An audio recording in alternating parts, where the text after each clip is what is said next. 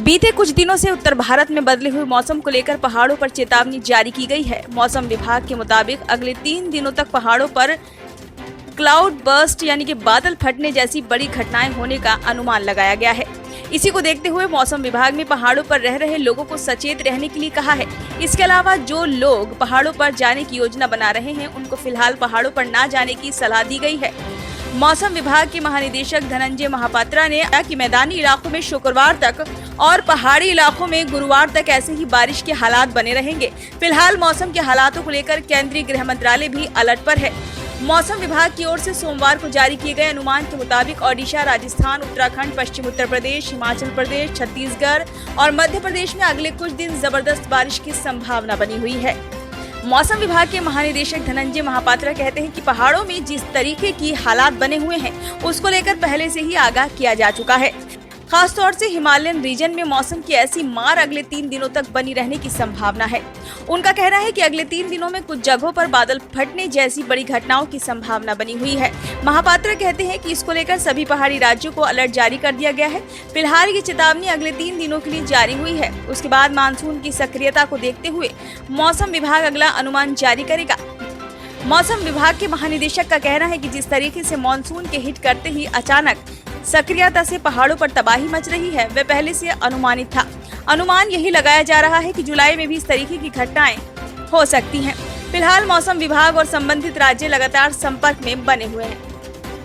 मौसम विभाग के अनुमान के मुताबिक सिर्फ पहाड़ों पर हिमाचल प्रदेश, उत्तराखंड और जम्मू कश्मीर के कुछ उत्तर पूर्वी हिस्सों में भारी बारिश का अनुमान बना हुआ है। मौसम विभाग के महानिदेशक धनंजय महापात्रा कहते हैं कि पहाड़ों पर 3 दिन जबकि मैदानों में अगले 5 दिनों तक यानी शुक्रवार तक ऐसे ही मौसम के बने रहने का अनुमान है। वे कहते हैं कि फिलहाल लगातार हो रही बारिश से भारी नुकसान की सूचना आ रही है, इसलिए संबंधित राज्यों को हाई अलर्ट पर रखा गया है। मौसम विभाग के पास अलग अलग राज्यों से आने वाली बारिशों की जानकारी में हिमाचल प्रदेश से लेकर उत्तराखंड और मुंबई से लेकर शाम तक भारी तबाही और बड़ी क्षति की सूचनाएं भी मिली हैं। हिमाचल प्रदेश के मंडी और कुल्लू में भारी बारिश के साथ लैंडस्लाइड और कुछ इलाकों में बादल फटने की भी जानकारियां सामने आई हैं। हालातों के चलते चंडीगढ़ मनाली हाईवे पूरी तरीके से बंद हो गया है। कालका शिमला रेल मार्ग कोठी मौसम की बदहाली के चलते बंद किया गया है। मौसम विभाग के आंकड़ों के मुताबिक पहाड़ों के तलहटी में बसे हुए शहरों में भी बाढ़ और बारिश से होने वाले नुकसान का बड़ा खतरा बरकरार है। मौसम विभाग के वैज्ञानिकों के मुताबिक बंगाल की खाड़ी में बने कम दबाव के क्षेत्र और गुजरात के कच्छ इलाके पर चक्रवाती परिसंचरण की वजह से महाराष्ट्र के कई हिस्सों में भारी बारिश के लगातार बने रहने के अनुमान लगाए जा रहे हैं। मौसम विभाग के महानिदेशक धनंजय महापात्रा कहते हैं कि महाराष्ट्र में जहां समय से थोड़ा सा देरी से मानसून आया है, वहीं दिल्ली में बिल्कुल तय वक्त पर मानसून ने दस्तक दी है। वे कहते हैं कि वक्त पर मानसून की दस्तक से उत्तर भारत के राज्य जिसमें पंजाब, हरियाणा, हिमाचल, जम्मू कश्मीर, दिल्ली और उत्तर प्रदेश के पश्चिमी हिस्से में लगातार बारिश के न सिर्फ आसार बने हैं बल्कि बारिश हो रही है। मौसम विभाग का कहना है कि मानसून लगातार सक्रिय भी बना है और आगे भी बढ़ रहा है। उत्तर भारत से लेकर नॉर्थ ईस्ट और महाराष्ट्र में लगातार हो रही बारिश को लेकर केंद्रीय गृह मंत्रालय की भी नजर बनी हुई है। असम में आई बाढ़ को लेकर मुख्यमंत्री हेमंत बी शर्मा ने गृह मंत्री अमित शाह से बातचीत कर राज्य के हालातों के बारे में चर्चा की। केंद्रीय गृह मंत्रालय से जुड़े अधिकारियों के मुताबिक गृह मंत्री ने राज्य के हालातों पर नजर रखने और जरूरत के मुताबिक सभी उपायों को करने के निर्देश दिए हैं। इसी तरह केंद्रीय गृह मंत्रालय ने महाराष्ट्र में लगातार हो रही बारिश और उससे बचाव को लेकर निगरानी करने, तुरंत मदद पहुंचाने के लिए राज्य से संपर्क करने के लिए टीम का गठन किया है। असम और महाराष्ट्र की तर्ज पर ही उत्तराखंड, उत्तर प्रदेश और हिमाचल प्रदेश में भी केंद्रीय गृह मंत्रालय की टीम लगातार अपडेट ले रही है। केंद्रीय गृह मंत्रालय से जुड़े अधिकारियों का कहना है कि जिन राज्यों में एनडीआरएफ या अन्य एजेंसियों की मदद की जरूरत पड़ रही है वहां पर इनको तैनात किया जा रहा है। ब्यूरो रिपोर्ट, नई दिल्ली।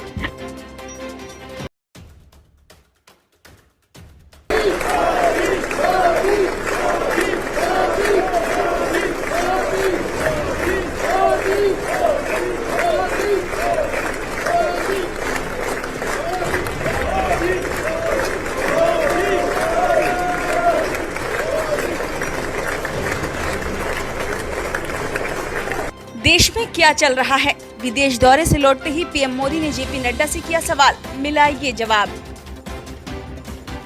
प्रधानमंत्री नरेंद्र मोदी रविवार देर रात विदेश दौरे से स्वदेश लौटे।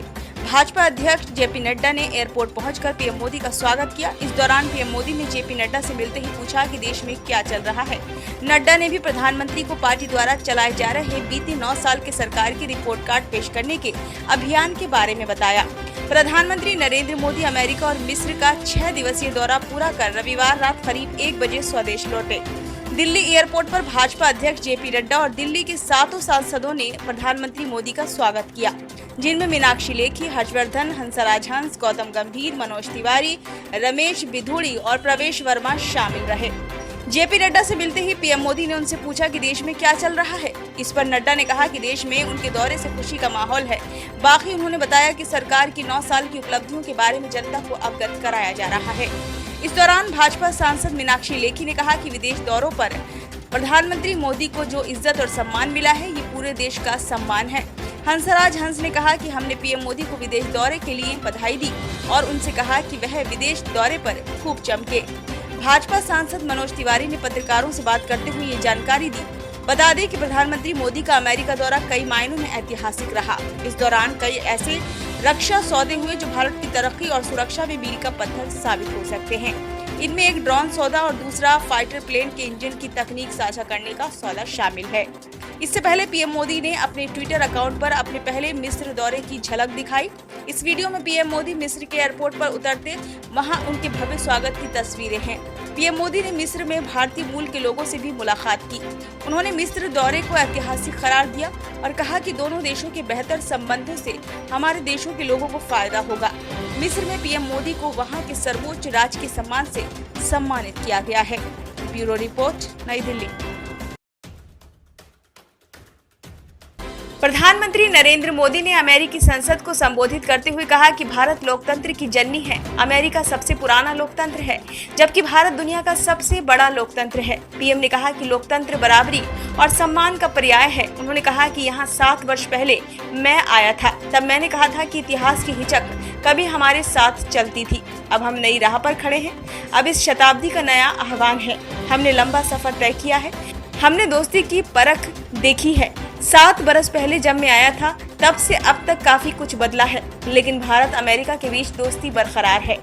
पीएम मोदी ने कहा कि पिछले कुछ वर्षों में आर्टिफिशियल इंटेलिजेंस के मामले में कई बदलाव हुए हैं। इसी के साथ साथ एक और AI यानी अमेरिका इंडिया के मामले में भी बड़े पैमाने पर बदलाव हुए हैं।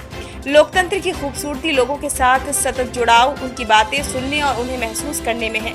आज गुरुवार है। आप में से कई लोगों के लिए यात्रा का दिन है। मिस्टर स्पीकर, आपका काम तो बहुत मुश्किल है। मैं सब्र करने, दूसरों को मनाने और नीतियों के बीच संतुलन साधने के संघर्ष को समझ सकता हूँ। मुझे खुशी हो रही है कि आप दुनिया के 2 महान लोकतंत्र का जश्न मनाने के लिए आज यहाँ आए हैं। भारत में महिलाएं बेहतर भविष्य का नेतृत्व कर रही हैं। दुनिया में सबसे ज्यादा महिला पायलट भारत से हैं।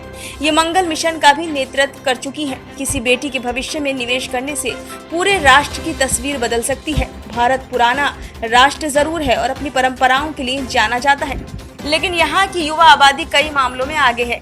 प्रधानमंत्री मोदी ने यूक्रेन संकट पर चिंता जताई। इसी के साथ साथ चीन और पाकिस्तान का नाम लिए बिना दोनों देशों पर निशाना साधा। उन्होंने कहा कि वैश्वीकरण का एक नुकसान ये हुआ है कि सप्लाई चेन सीमित हो गई है। हम मिलकर कोशिश करेंगे कि सप्लाई चेन भी विकेंद्रीकृत और लोकतांत्रिक हो। तकनीक ही सुरक्षा और खुशहाली को तय करेगी। यूक्रेन संकट की वजह से यूरोप जंग के साए में है। इसमें कई शक्तियां शामिल हैं, इसलिए नतीजे गंभीर हैं। विकासशील देश प्रभावित हुए हैं। उन्होंने कहा कि हम ऐसे इकलौते G20 देश हैं जिन्होंने पेरिस समझौते के तहत प्रतिबद्धताओं को पूरा किया है। हम यही नहीं रुके। ग्लासगो समिट में मैंने मिशन लाइफ का जिक्र किया था। आज भारत और अमेरिका समुद्र से लेकर अंतरिक्ष तक कारोबार, कृषि, वित्त, कला और AI स्वास्थ्य सेवा में मिलकर काम कर रहे हैं। भारत अमेरिका के बीच सहयोग की गुंजाइश असीमित है। सिर्फ स्पेलिंग बी में नहीं, भारतीय अमेरिकी हर क्षेत्र में अच्छा काम कर रहे हैं। प्रधानमंत्री ने अपनी कविता का भी जिक्र किया।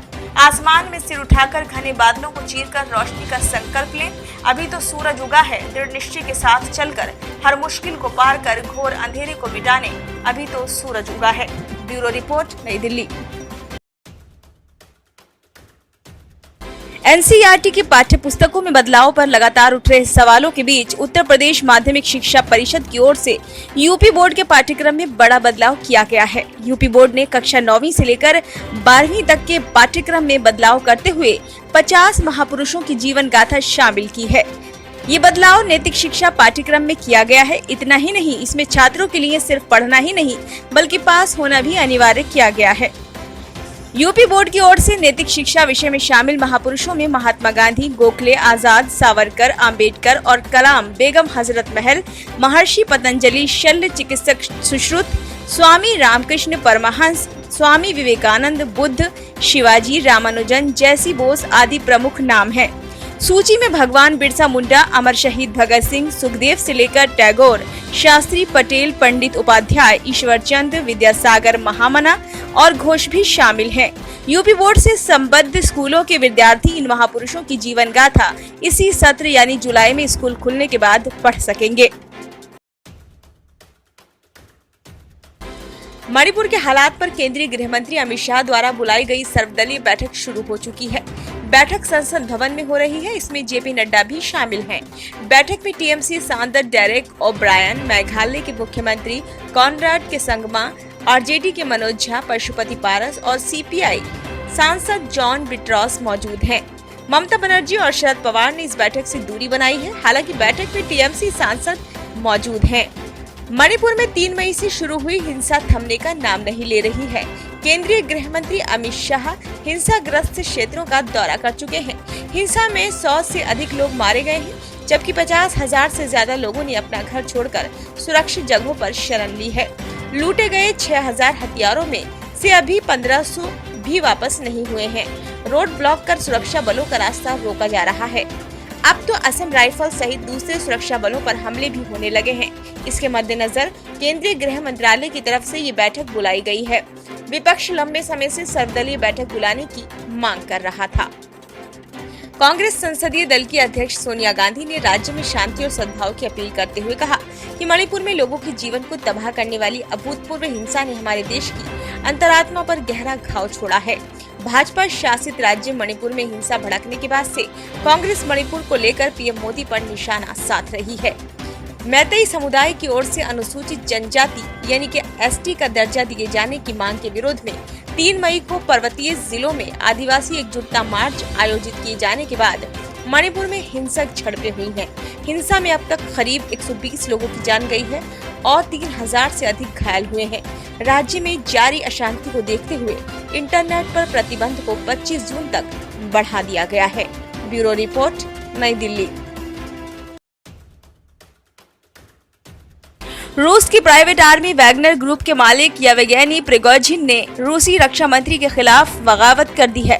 प्रिगोजिन ने रूसी सेना के मुख्यालय रोस्टोव ऑन डॉन पर कब्जे के लिए अपने लड़ाकों को भी भेजने की बात कही है। वहीं येवगेनी प्रिगोजिन की बगावत के बाद रूसी रक्षा मंत्रालय ने भी तुरंत प्रतिक्रिया दी है और प्रिगोजिन के खिलाफ गिरफ्तारी वारंट जारी कर दिया है। एक समय रूसी राष्ट्रपति व्लादिमीर पुतिन का सबसे खास रहा येवगेनी प्रिगोजिन अब खुलकर रूसी नेतृत्व पर सवाल उठा रहा है। आइए जानते हैं कि प्रिगोजिन कौन है और कैसे एक हॉट डॉग का स्टॉल लगाने से शुरुआत कर एक प्राइवेट आर्मी का मुखिया कैसे बन गया। येवगेनी प्रिगोजिन का जन्म साल 1961 में लेनिनग्राड में हुआ था। लेनिनग्राड को आज हम सब सेंट पीटर्सबर्ग के नाम से भी जानते हैं। साल 1981 में येवगेनी को मारपीट, डकैती और धोखाधड़ी का दोषी पाए जाने पर 13 साल की सजा सुनाई गई थी। हालांकि सोवियत यूनियन के पतन के बाद येवगेनी को 9 साल की सजा के बाद ही रिहा कर दिया गया था। जेल से बाहर आने के बाद येवगेनी ने एक छोटा सा बिजनेस शुरू किया और हॉट डॉग का स्टॉल लगाया। इसके बाद येवगेनी ने एक रेस्तरां खोला। जल्द ही येवगेनी का रेस्तरां काफी प्रसिद्ध हो गया। येवगेनी के रेस्तरां की लोकप्रियता इतनी बढ़ गई कि खुद रूसी राष्ट्रपति पुतिन विदेशी मेहमानों को इस रेस्तरां में खाना खिलाने ले जाने लगे। इस तरह येवगेनी रूसी राष्ट्रपति पुतिन के करीब आया। पुतिन से करीबी का फायदा उठाकर येवगेनी प्रिगोजिन ने कैटरिंग का बिजनेस शुरू किया। वह रूसी सेना और स्कूली बच्चों को खाना खिलाने के सरकारी ठेके लेने लगा। इसी के चलते येवगेनी की पहचान पुतिन के रसोइये के रूप में हो गई। कैटरिंग के बिजनेस से येवगेनी प्रिगोजिन ने खूब पैसा कमाया। येवगेनी प्रिगोजिन ने ही रूसी सेना के समर्थन से एक प्राइवेट आर्मी बनाई, जिसे वैगनर ग्रुप का नाम दिया गया। इस प्राइवेट आर्मी में रिटायर्ड सैन्य अधिकारी जवानों को शामिल किया गया। आरोप लगे कि वैगनर ग्रुप में अपराधियों को भी शामिल किया गया। वैगनर ग्रुप को क्रेमलिन का भी समर्थन मिला। आरोप है कि वैगनर ग्रुप सीरिया, लीबिया, माली और सेंट्रल अफ्रीकी देशों में भी क्रूर मिशनों को अंजाम दे चुका है। जब रूस ने यूक्रेन पर हमला किया तो वैगनर ग्रुप के लड़ाकों को ही अग्रिम मोर्चे पर तैनात किया गया। वैगनर ग्रुप के बढ़ते दबदबे के चलते ही येवगेनी प्रिगोजिन का भी रूस के शीर्ष नेतृत्व में दबदबा भी बढ़ा है और प्रिगोजिन को पुतिन के अगले उत्तराधिकारी के रूप में भी देखा जाने लगा था। हालांकि यूक्रेन युद्ध ने हालात बदल दिए। एक समय पुतिन का सबसे खास प्रिगोजिन आज आलोचक बनकर उभरा है। प्रिगोजिन कई बार रूसी रक्षा मंत्रालय के खिलाफ सार्वजनिक बयानबाजी कर चुका है। अब बगावत का बिगुल फूंककर प्रिगोजिन ने अपने साथ साथ पुतिन की भी मुश्किलें बढ़ा दी हैं। ब्यूरो रिपोर्ट, नई दिल्ली। एनसीपी के वरिष्ठ नेता अजीत पवार ने बुधवार को पार्टी नेतृत्व से अपील की थी कि उन्हें महाराष्ट्र विधानसभा में नेता प्रतिपक्ष की जिम्मेदारी से मुक्त कर दें और पार्टी संगठन में कोई भूमिका सौंपे। एनसीपी के 24वें स्थापना दिवस कार्यक्रम में पवार ने ये मांग रखी है। उनकी इस मांग पर कई सवाल उठने शुरू हो गए। इस पर राकांपा की कार्यकारी अध्यक्ष सुप्रिया सुले ने कहा कि वे बहन के तौर पर चाहती हैं कि उनके भाई की सभी इच्छाएं पूरी हों। दरअसल हाल ही में राष्ट्रवादी कांग्रेस पार्टी प्रमुख शरद पवार की बेटी सुप्रिया सुले और प्रफुल्ल पटेल को नया कार्यकारी अध्यक्ष बनाया गया था। इस बदलाव से अजीत पवार की नाराजगी के कयास लगाए जा रहे थे। हालांकि अजीत और सुप्रिया ने इन सभी खबरों को खारिज कर दिया था, लेकिन एक बार फिर महाराष्ट्र की राजनीतिक गलियारों में चर्चा शुरू हो गई है। अब सवाल उठ रहे हैं कि क्या अजीत पवार ने पार्टी में कोई पद दिया जाए कहकर प्रदेश अध्यक्ष पद का दावा किया है। इन सब सवालों के बीच सुप्रिया सुले ने पत्रकारों से कहा कि मैं भी चाहती हूं कि अजीत दादा की इच्छाएं पूरी हों। ये संगठन का फैसला होगा कि अजीत दादा को पार्टी में कोई पद दिया जाएगा या नहीं, लेकिन मुझे खुशी है कि वह पार्टी के लिए काम करना चाहते हैं। उन्होंने आगे कहा कि हमारी पार्टी के कार्यकर्ताओं को प्रोत्साहन मिलेगा। उन्हें प्रदेश अध्यक्ष बनाया जाएगा या नहीं ये पार्टी पर निर्भर करता है, लेकिन एक बहन के तौर पर मैं चाहती हूँ कि मेरे भाई की सभी इच्छाएं पूरी हों। अजीत पवार ने बुधवार को कहा था कि उन्हें महाराष्ट्र विधानसभा में विपक्ष के नेता की जिम्मेदारी से मुक्त किया जाए और उन्हें पार्टी संगठन में कोई भूमिका सौंपे। मुंबई में आयोजित राष्ट्रवादी कांग्रेस पार्टी के 24वें स्थापना दिवस कार्यक्रम में अजीत पवार ने ये मांग रखी। उन्होंने कहा था कि कुछ लोगों का कहना है कि मैं विपक्ष के नेता के रूप में सख्त व्यवहार नहीं करता हूँ। उन्होंने कहा कि मुझे विपक्ष के नेता के रूप में काम करने में कभी दिलचस्पी नहीं थी, लेकिन पार्टी विधायकों की मांग पर भूमिका स्वीकार की। पवार ने कहा कि उनकी मांग पर फैसला करना एनसीपी नेतृत्व पर निर्भर है। मुझे पार्टी संगठन में कोई भी पद दें और मुझे जो भी जिम्मेदारी सौंपी जाएगी मैं उसके साथ पूरा न्याय करूंगा।